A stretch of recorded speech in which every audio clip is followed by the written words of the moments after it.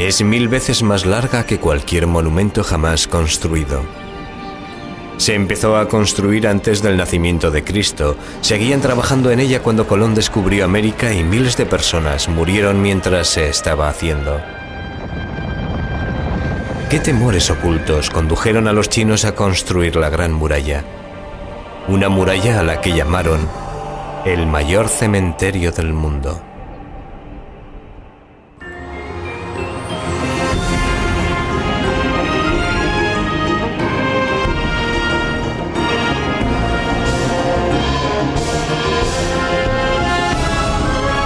Misterios de Asia. La Gran Muralla China.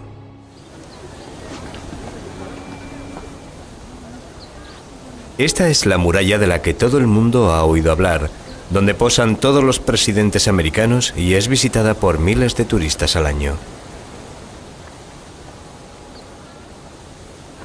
Sin embargo, muy pocos visitantes saben que el suelo sobre el que pisan y las paredes sobre las que graban las iniciales tienen menos años que ellos, ya que se construyeron hace tan solo unas décadas. Pero hay una muralla perdida muy poco visitada y filmada que se encuentra justo sobre el horizonte. Esta es la verdadera Gran Muralla China.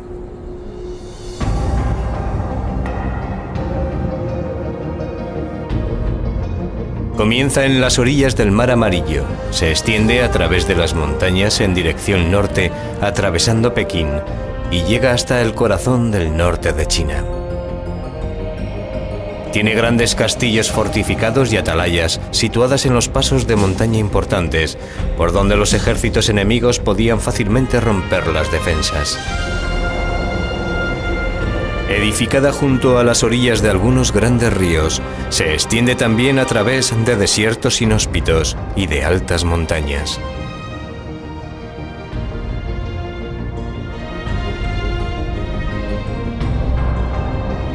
Inicialmente está construida en piedra, pero a medida que llega al desierto, el material de construcción elegido es el ladrillo.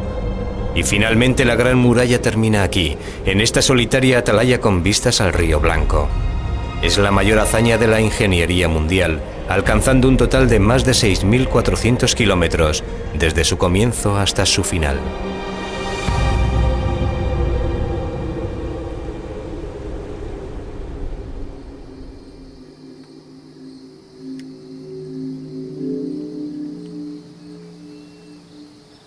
Este es el 15º amanecer que Chen Dalin ha fotografiado durante este mes.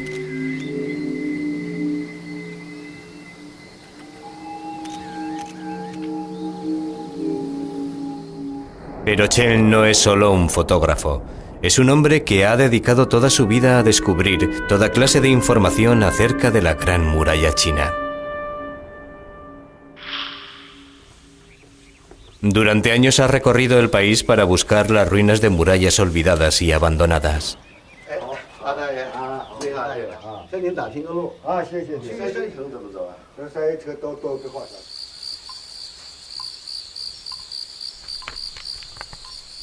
A menudo las únicas pistas que encuentra están en algún texto antiguo. Y es él quien tiene que descifrar las misteriosas claves y situarlas dentro del paisaje actual.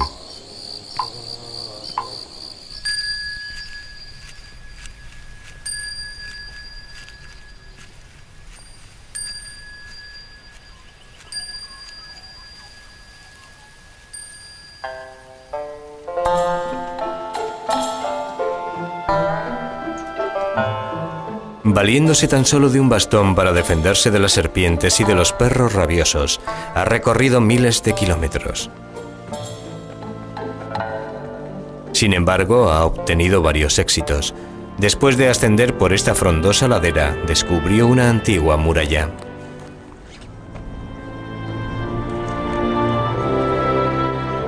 Nadie se había dado cuenta antes de su existencia, pero hubo un tiempo en que formó parte de una antigua gran muralla, aunque esta data de un tiempo anterior y está localizada en un sitio diferente al de la gran muralla que todo el mundo conoce. Y cuanto más investigan arqueólogos y científicos, más misteriosa se nos presenta la Gran Muralla. Chen ha descubierto miles de murallas abandonadas. De hecho, si alineásemos todas las murallas que ahora conocemos, sumaríamos un total de 56.300 kilómetros, casi lo suficientes para dar 2 vueltas a la Tierra.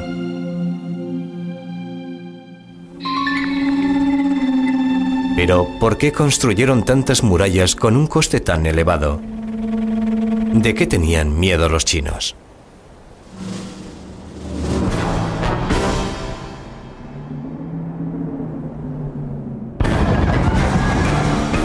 Se dice que se podía presentir su llegada por su olor, incluso antes de oír el ruido de sus caballos.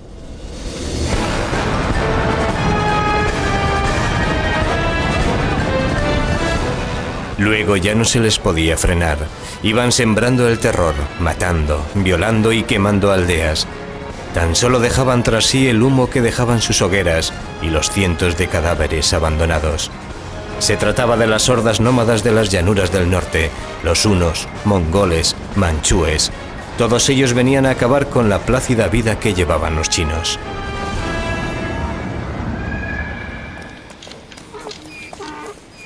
Los chinos vivían aterrorizados por estas tribus nómadas y odiaban su difícil forma de vida. Un famoso poema decía: no tienen campos ni pastos, solo tierras baldías donde yacen los huesos entre arena amarilla. Estas tribus nómadas vivían solo del ganado. Sus animales les proporcionaban todas las necesidades básicas como comida, leche, carne, pieles para hacer tejidos y fabricar la yurta o tienda de los nómadas. El estiércol les proporcionaba combustible. Era la única manera de alimentar un fuego en este inhóspito paisaje.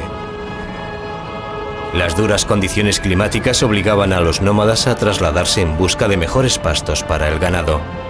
Cuando las enfermedades y el frío diezmaban sus animales, las hordas nómadas invadían a los chinos cuando estos se negaban a comerciar con ellos.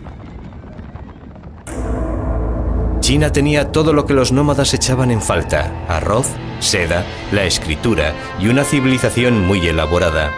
La muralla china servía de barrera entre el mundo civilizado de los chinos y el de los bárbaros.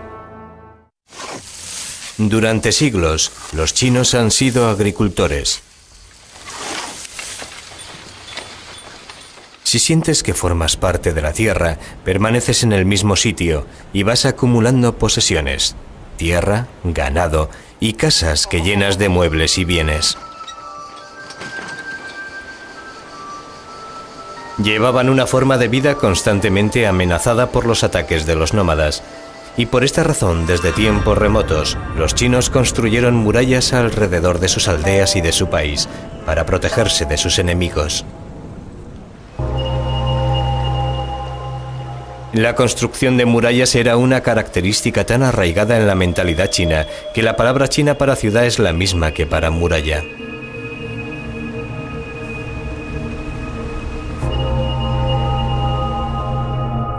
Edificar una muralla que rodease a un país del tamaño de China requería un hombre poderoso y de gran tenacidad.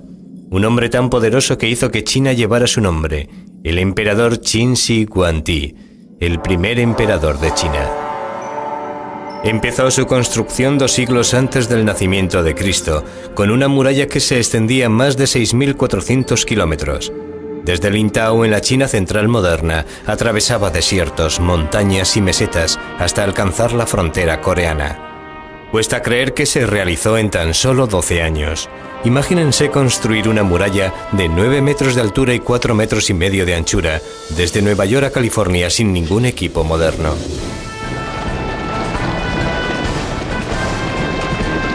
En un principio, Shi Huangdi solo gobernaba un pequeño estado en el extremo noroeste chino, pero este no era suficiente para él. Se rodeó de un ejército invencible y uno por uno fue conquistando todos los estados vecinos. Se decía que Qin tragaba a sus vecinos tal y como un gusano de seda devora una hoja. Con toda China bajo su mandato, el emperador Qin llevó a cabo varias medidas, como crear una moneda única, el primer euro mundial. Estas son las buenas noticias. Las malas son que fue un tirano paranoico quien volvió a escribir la historia gracias a sus desmanes. El descubrimiento de su tumba ha puesto de manifiesto tanto el esplendor como el terror que se vivió durante su reinado. En 1974, al este de su sepulcro, se excavó todo un ejército de terracota, soldados que protegían a su emperador de los espíritus malignos. Y no se trata de miniaturas. Son de tamaño real. Hasta el momento los chinos solo han excavado el 10% del yacimiento y ya han salido a la luz miles de soldados y unas 10.000 armas. Si se observan de cerca sus facciones, se comprueba que cada uno es diferente. Este ejército de terracota fue esculpido a partir de su homólogo en la vida real. El ejército aparece formado para entrar en combate. En la parte de atrás se encuentran una serie de mandos superiores dando órdenes. El mayor tamaño de su cintura nos informa acerca de su edad y categoría.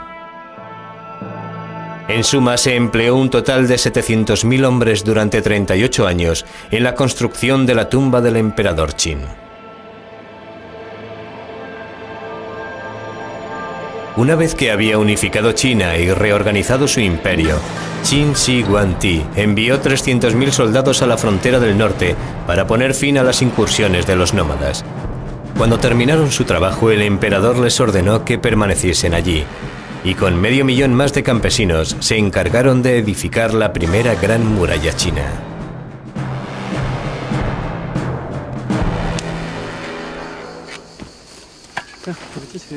La muralla se fabricó a partir de tierra comprimida.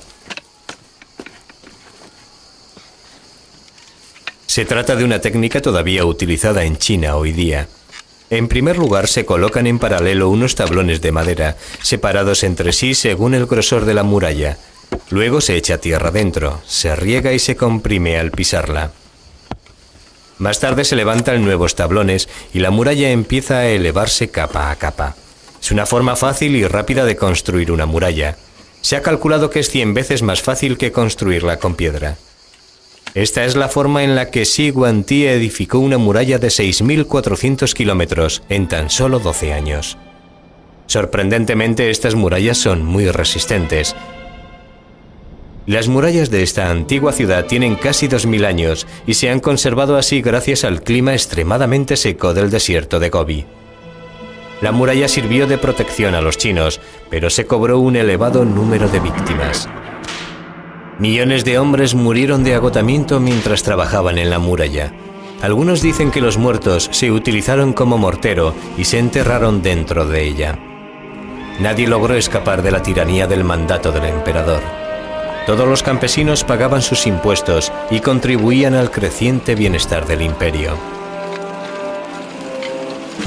La grandeza de China se construyó a expensas de los más pobres, y la historia de la dinastía Qin está llena de relatos tristes. Existe un cuento de hadas en China tan conocido como Blancanieves o Robin Hood lo es para nosotros. Dice así: en el corazón de un crudo invierno, Meng Qianlun decidió visitar a su marido, quien había sido enviado a trabajar en la construcción de la muralla. Quería llevar ropas de abrigo a su amado esposo y en primer lugar se dirigió a la primera torre para preguntar a los soldados por el paradero de su marido. Estos sabían que había muerto, pero no se atrevieron a decirle la verdad, así que la enviaron a la siguiente atalaya de la muralla, pero una vez más le dijeron lo mismo. Entonces recorrió la muralla buscando a su marido desesperadamente, desde la meseta del Tíbet hasta el mar amarillo. Aquí finalmente alguien le dijo que su marido había muerto, que era uno de los millones de almas torturadas que vagaban por la muralla. Su tristeza y desesperación fueron tan intensas que sus lágrimas consiguieron resquebrajar la muralla.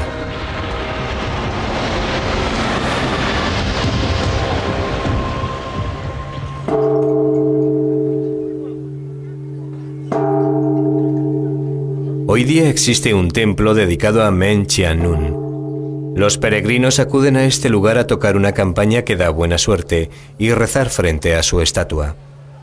Incluso pueden observar a través de un telescopio la brecha en la muralla causada por las lágrimas de su heroína.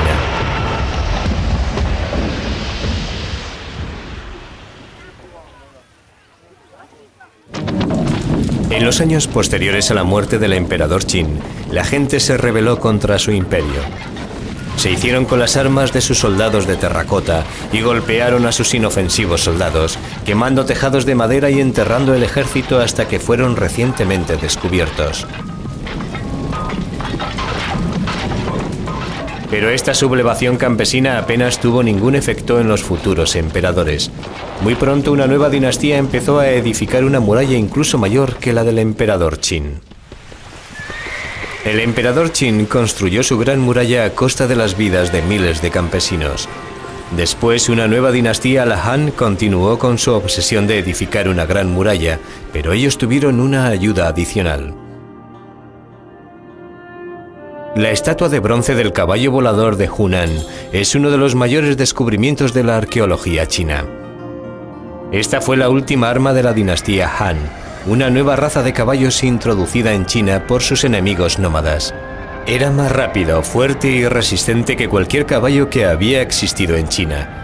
Se convirtió en el misil de crucero de esa generación, y por tanto no es de extrañar que el artista lo esculpiera volando por los aires, con sus cascos descansando sobre la parte de atrás de una sorprendida golondrina. Durante este periodo, a pesar de sus conquistas militares, la nueva dinastía de los Han todavía necesitaba una gran muralla. Por lo tanto, alrededor de la época en que vivió Jesucristo, construyeron una segunda gran muralla.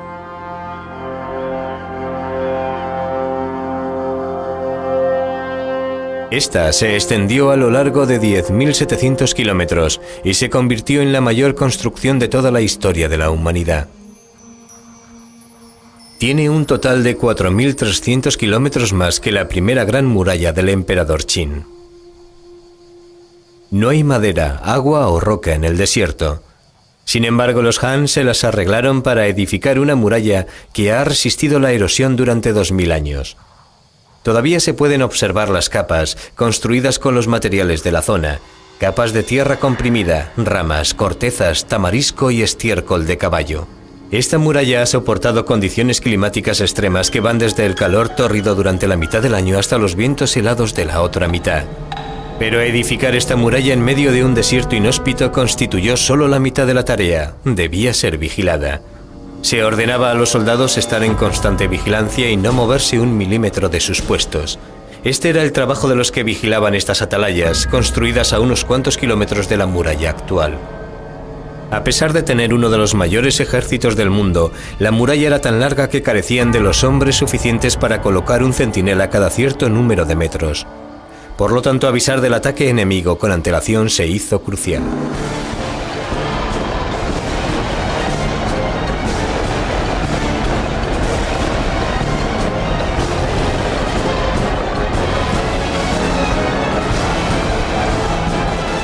Los chinos desarrollaron un sofisticado sistema de señales de humo con muy buenos resultados. Una señal producida en el desierto de Gobi podía enviar el mensaje recorriendo 1.200 kilómetros en solo 24 horas, alertando así del peligro a toda la frontera. Los carros y caballos deben estar preparados, y los hombres de las atalayas mantener su posición para observar cualquier señal de humo y proteger nuestras fronteras, según recoge un documento militar. Cada puesto de vigilancia fue construido para que lo pudiese observar su vecino más cercano, para que las señales de fuego o humo por la noche pudieran ser vistas y pasaran el mensaje. Conocemos cómo vivieron estos hombres, gracias a que el seco desierto de Gobi ha conservado sus cartas, enterradas junto a las atalayas donde vivían y a menudo morían. Querida familia, en este lejano campo de trabajo tengo que despejar tierras en medio de la arena. Este campamento es parecido a una tumba y os echo tanto de menos. La semana pasada recibí un castigo. No encuentro palabras para expresar mi más profunda gratitud hacia ti, mi querido hermano mayor. ¿Te acuerdas de aquella noche? Bebimos tanto. Gracias por la comida y medicinas que me enviasteis. Las palabras no son suficientes para expresar lo que siento por vosotros. Hoy hemos dado 150 latigazos. Todos parecemos esclavos. La luna brilla a través de un mar de nubes. Cuando estamos de guardia, todo lo que vemos es este desolador paisaje, vacío de cualquier signo de vida. La memoria de nuestros hogares se convierte en un recuerdo tan doloroso y nuestro exilio parece que no va a tener fin. Muchos nunca regresaron a sus casas. Acabaron en tumbas como esta, en grandes tumbas para los generales y en pequeñas para los soldados. Todos ellos murieron defendiendo la Gran Muralla.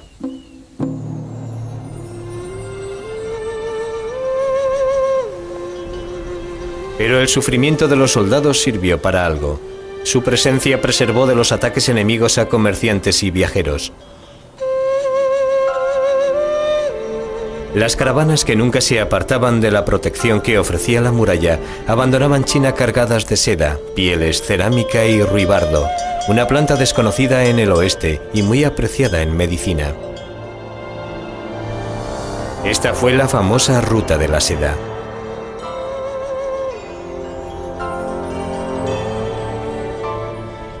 Los comerciantes regresaban con oro, marfil y coral.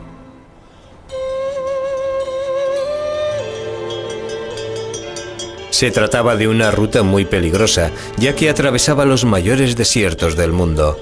Pero al menos la muralla y sus guardianes les protegían de los ataques de los bandidos a lo largo de su extensión. La Gran Muralla originó una vertiginosa reacción en cadena para la dinastía Han. Ofrecía protección a las caravanas de la Ruta de la Seda. El número de caravanas aumentó y prosperó, y los Han se enriquecieron y extendieron sus territorios hacia el norte y el oeste de la Gran Muralla. Cansados de dar vueltas en la base de una muralla que no podían traspasar, los nómadas se dirigieron hacia el oeste y conquistaron Asia Central y Europa del Este, amenazando también el otro gran poder del viejo continente, Roma. Cuando Atila el Huno, el azote de Dios, avanzó sobre Roma, tenía miedo de que el Papa Leo se dirigiera a las puertas de la ciudad para suplicarle que no atacase la ciudad sagrada. Este encuentro entre paganismo y cristiandad nunca hubiera tenido lugar sin la existencia de la Gran Muralla. Según la leyenda, Atila, un hombre muy supersticioso, optó por la retirada ya que el nombre del Papa significaba el león. Pero tan solo se trató de un alivio temporal para los romanos. Un ataque posterior hizo que Roma se rindiera ante Atila, quien sumergió a Europa durante 5 siglos en las llamadas Edades Bárbaras.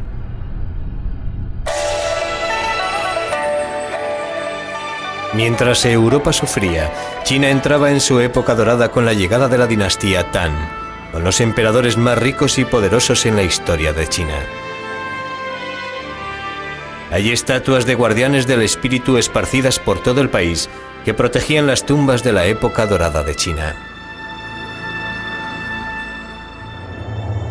Una de las pocas tumbas reales excavadas pertenece a la princesa Yontai, la hija de un emperador. Refleja la lujosa vida que llevaban estos aristócratas de vocación internacional, con sus costumbres importadas de la Ruta de la Seda y sus partidos de polo.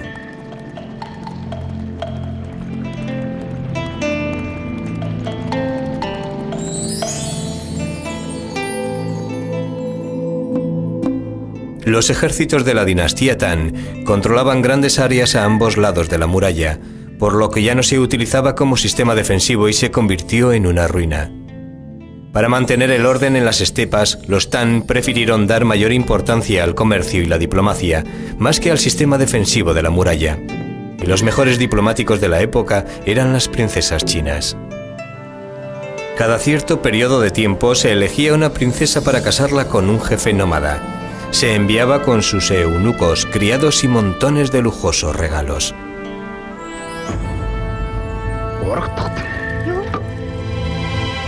La vida en el exilio era una tortura para estas princesas. Estaban acostumbradas a ser tratadas como frágiles bellezas de porcelana, y ahora se les obligaba a comer trozos de carne cocida, beber leche fermentada de yegua y dormir con un marido bárbaro que nunca se lavaba. Una princesa se lamentaba así. Mi casa es la yurta.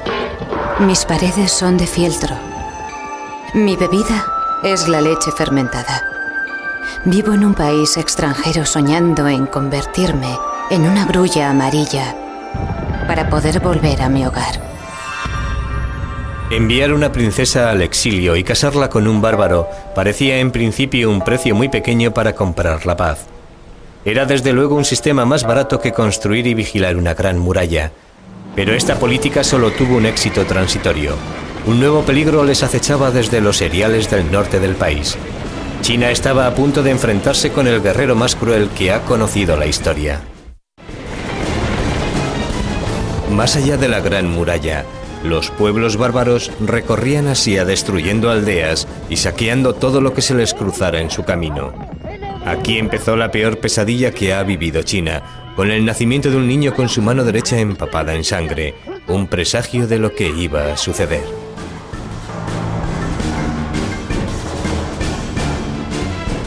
Mientras crecía, Temujin se hizo muy fuerte.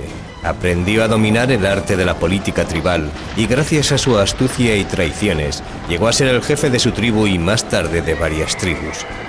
En 1204 ya estaba al mando de todas las tribus y se convirtió en el primer rey de todos los pueblos nómadas.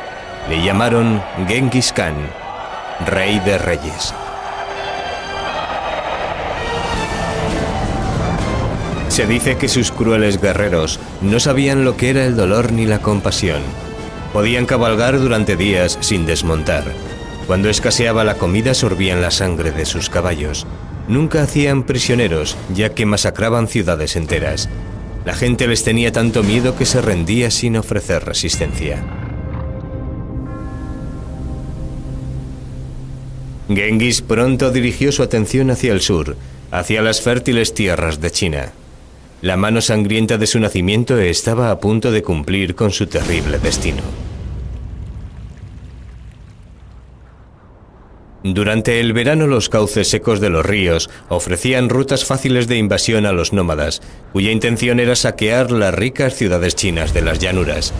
Por esta razón estos pasos permanecían fuertemente vigilados, a pesar de que habían dejado que el resto de la gran muralla se convirtiera en una ruina. Un ejército mongol de 100.000 guerreros invadió China a través de este paso situado al norte de la capital, Pekín. Hoy día es todavía la vía principal por donde el tren y la autopista en dirección a Pekín pasan a través de las montañas. Genghis Khan se detuvo aquí frente a la puerta norte de la fortaleza de Jiyongguan. Los chinos horadaron la tierra ante la puerta para colocar estacas que frenaran el avance de las hordas mongoles y sellaron la gran puerta de la fortaleza con hierro para impedir que la abrieran. Después de un mes de espera y sin ninguna señal de debilitamiento de la fortaleza, Genghis Khan decidió flanquearla. Mandó un grupo de soldados a través de las montañas, donde los chinos en esta época no se habían preocupado de mantener en pie la muralla, y atacaron la fortaleza por la parte de atrás. Cuando el ejército chino se dio cuenta de lo que estaba pasando, ya era demasiado tarde. Los mongoles avanzaban por la llanura atacando Jiyongguan por la retaguardia. Destruyeron la puerta norte y dejaron pasar a todo el ejército. Los bárbaros y extranjeros reinaban ahora en China. Fue una lección que los chinos nunca olvidarán. El sucesor de Genghis Khan fue Kublai Khan, quien gobernó el mayor imperio que ha conocido la historia. Se extendía desde China hasta las mismas fronteras de Europa y no necesitó la ayuda de una gran muralla, lo controlaba todo. A pesar de su influencia, Kublai Khan no iba a durar en el poder. Los chinos todavía consideraban a los gobernantes mongoles bárbaros invasores. Las devastadoras inundaciones del río Amarillo desencadenaron una revuelta popular contra los odiados soberanos extranjeros y los mongoles fueron derrocados.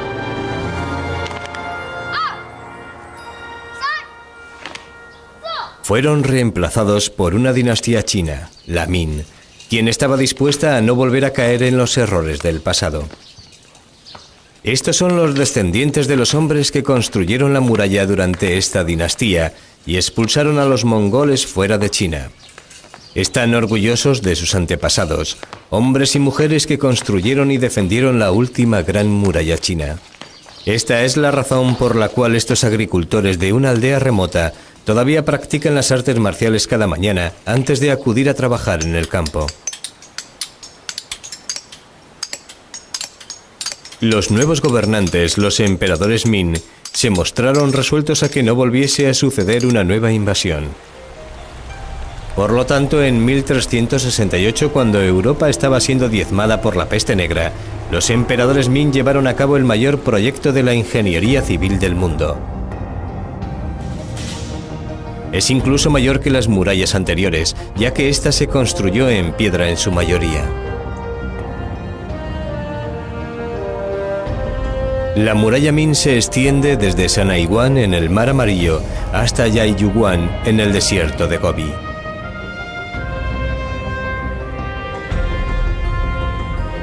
Atraviesa el país como una larga y sinuosa columna vertebral, con una longitud de 6.400 kilómetros y con miles de atalayas que sobresalen como si fueran vértebras.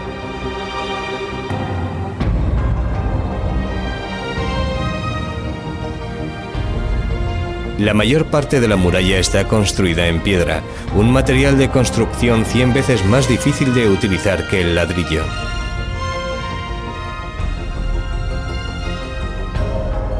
Las altas y escarpadas montañas no constituyeron un impedimento para los trabajadores. La muralla también debía ser vigilada entre estas cumbres nebulosas.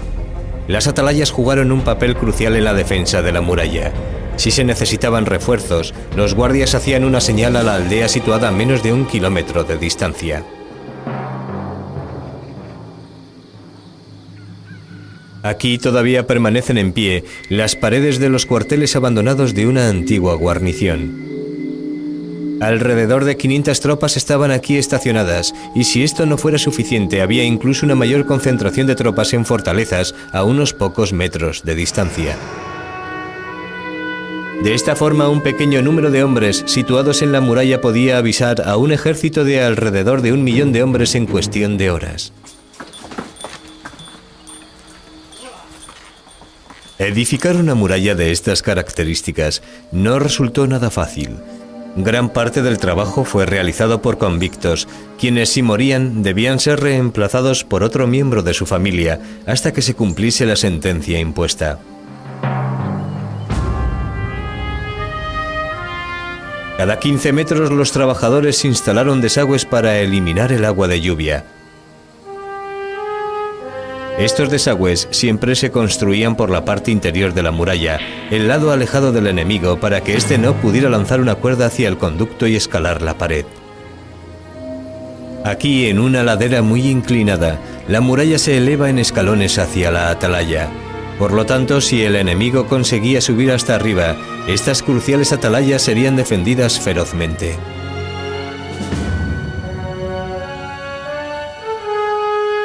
Las atalayas sobresalen por encima de la muralla. De este modo los arqueros podían arrojar flechas sobre los soldados de abajo.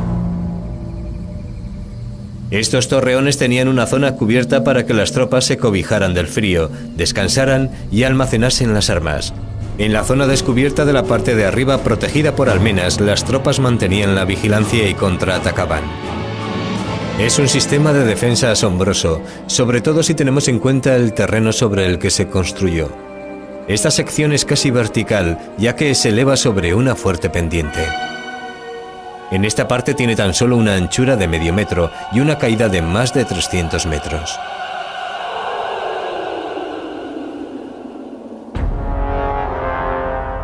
Resueltos a que ningún bárbaro gobernase China otra vez, los emperadores Ming fortificaron cada pulgada de terreno chino para que no pasaran ejércitos pequeños y abriesen las puertas a uno mayor. Los emperadores Ming estaban dispuestos a soportar cualquier carga o pagar cualquier precio para mantener su dinastía en el poder. Y este es el lugar desde donde gobernaban, la gran ciudad prohibida de Pekín.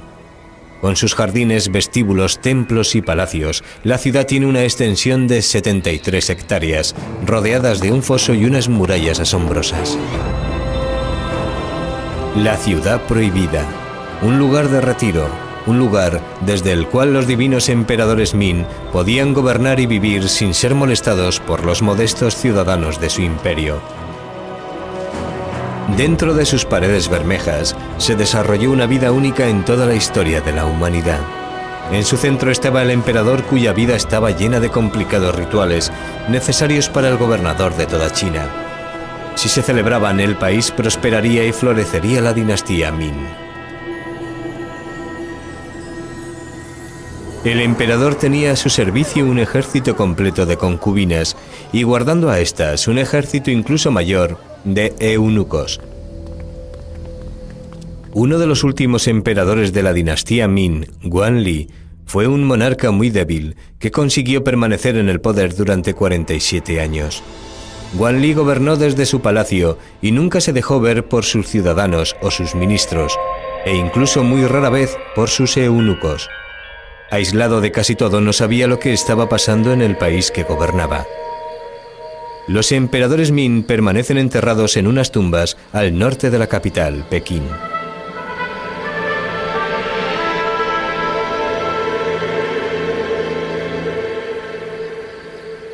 Todas las tumbas guardan el mismo diseño, con un templo en la parte frontal y un recinto amurallado por la parte de atrás de la tumba subterránea.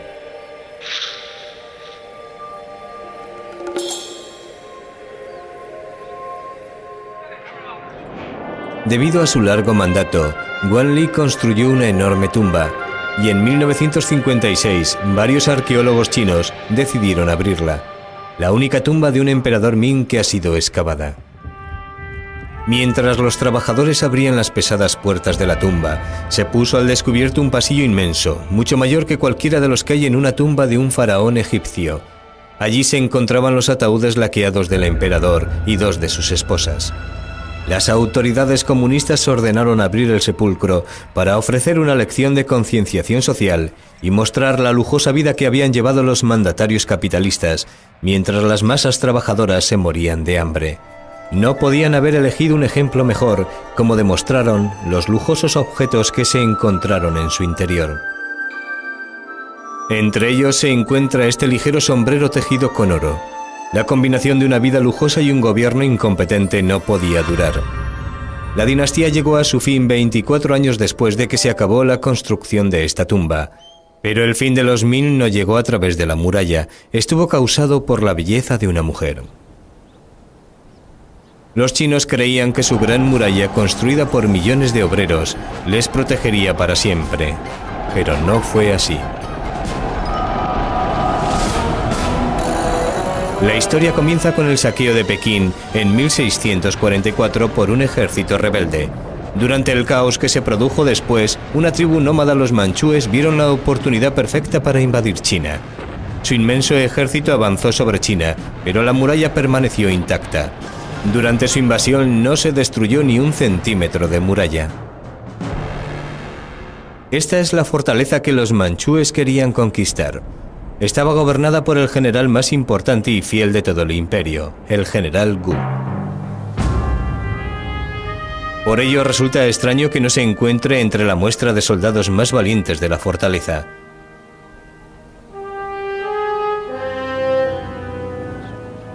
No está incluido debido a lo que hizo cuando se encontró con el ejército manchú. El general tenía solo una debilidad: su amor por una concubina, la señorita Chan, conocida como la belleza de la cara redonda. Por desgracia, la señorita Chan también atrajo la atención del líder de los rebeldes chinos, quien acababa de saquear Pekín. Desesperado por recuperar su amor perdido, el general Gu pidió ayuda a su odiado enemigo, los manchúes, para acabar con la rebelión y naturalmente para liberar a su amada señorita Chan. Aquí en Sanaiguan, el general Gu hizo algo inconcebible. Abrió las puertas de la Gran Muralla para dejar entrar al ejército manchú. El mayor proyecto de la ingeniería civil mundial falló no debido a ninguna debilidad estructural, sino a causa de la sonrisa de una hermosa joven.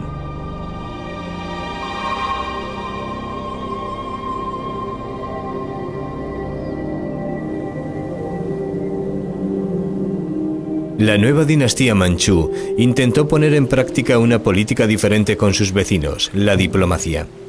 Aquí en su bello palacio de verano recibían delegaciones de todos los países del este.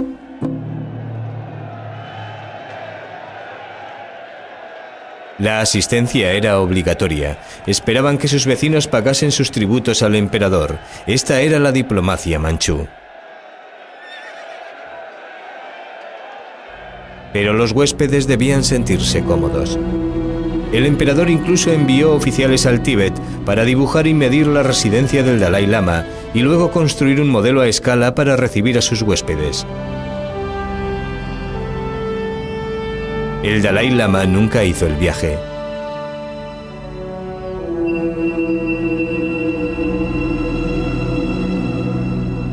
Pero sí lo hizo el otro gran jefe espiritual del Tíbet, el Panchen Lama. Su prestigio era tan grande que, según cuenta la leyenda tibetana, el emperador le invitó a sentarse en el trono del dragón, un privilegio único. Fuentes chinas aseguran que adoptó una posición más humilde y ofreció al emperador una bufanda sagrada. A cambio, el emperador le mostró la reproducción más fiel de su palacio en el Tíbet. Sin duda resultaba mucho más barato construir estos grandes templos con sus sinuosos dragones dorados que guarnecer y mantener la Gran Muralla. El emperador incluso llegó a aprender tibetano para hablar con su visitante sin intérpretes. Además ordenó que todas las principales inscripciones públicas se tradujeran a todos los idiomas del Imperio Manchú: tibetano, chino, mongol y manchú.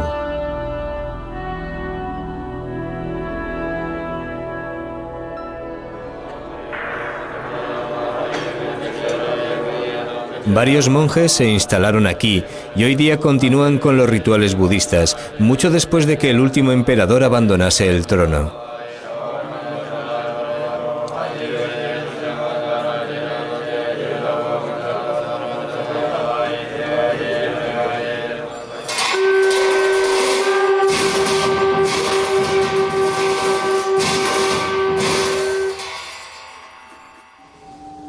Y en cuanto a la Gran Muralla, los gobernantes dejaron que cayera en ruinas una vez más, ya que no la necesitaban como defensa. La única muralla de la que se preocuparon es la que rodeaba a su palacio, construida para proteger los animales salvajes que les gustaba cazar. Por primera vez en la historia, la Gran Muralla carecía de valor para los chinos.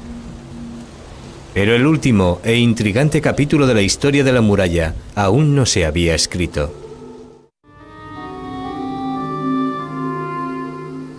La Gran Muralla, el mayor y más asombroso portento del mundo antiguo, cumplió con su misión durante 2000 años.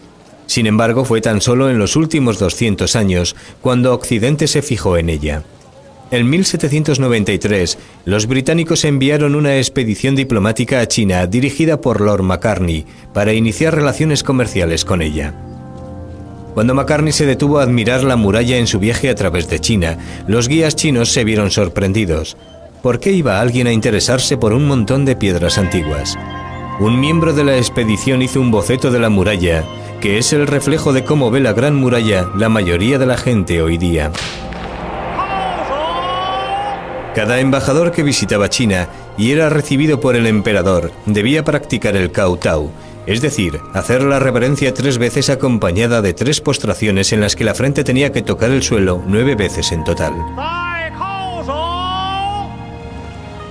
Cuando los ingleses llegaron a la residencia de verano del emperador, fueron agasajados con toda clase de lujos y pasaron varios días recorriendo sus bellos parques y templos. Macartney, como buen inglés fiel a su rey, se negó a practicar el kowtow ante el emperador y provocó así un escándalo enorme en la corte. En su última reunión se les pidió a los ingleses que se inclinasen ante un rollo de pergamino del emperador. Cuando lo abrieron, el mensaje decía así: Poseemos todas las cosas. No valoro ningún objeto curioso o ingenioso y no voy a utilizar ninguno de vuestros productos manufacturados. Oh rey de Inglaterra, obedece con temor y no muestres negligencia. Esta es una historia de orgullo de 2 imperios convencidos de que eran los amos del universo. Uno de los delegados británicos dijo: Entramos en Pekín como indigentes, permanecimos allí como prisioneros y lo abandonamos como vagabundos. Humillados, los ingleses planearon su venganza. Debido a su gran preparación militar, sabían muy bien que si entraban en guerra, encontrarían a los chinos en una situación de gran desventaja con respecto al mundo occidental. La Gran Muralla había quedado obsoleta. Esta es una preocupación constante para el hombre que conoce la muralla mejor que nadie. Cuando ya ha cumplido 60 años, Chen Dalin pasa cada día haciendo fotografías y buscando tramos perdidos de su querida muralla. Le preocupa el que ningún joven chino esté dispuesto a tomar su relevo. Le preocupa que la muralla se explote solo con fines comerciales. Y le preocupa que las secciones más remotas de la muralla sean destruidas simplemente porque nadie conoce su importancia.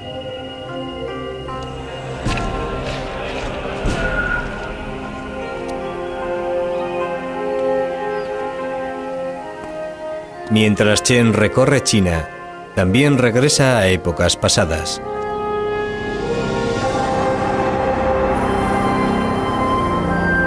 Hasta llegar al periodo del emperador Qin, en el que millones de chinos murieron construyendo la muralla.